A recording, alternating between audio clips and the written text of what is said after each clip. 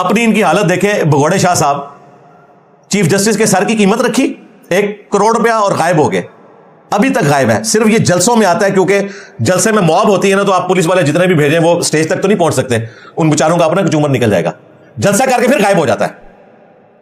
ये जरा किसी मस्जिद में एलानिया नमाज पढ़ के बताए ना, इंशाअल्लाह ताला मैं पुलिस उसे भेजना, वहां पता लग जाएगा कितना दूध ले रहे हैं।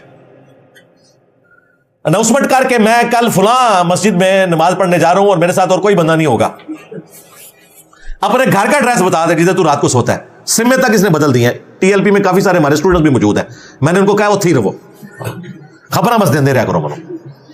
हाँ।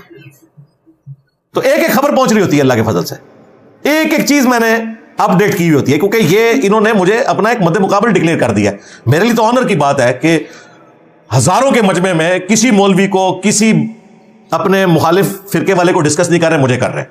बहुत अच्छी बात है, उन्हें पता चल गया कि सानू टक्कर किस बंदे ने देती है आके।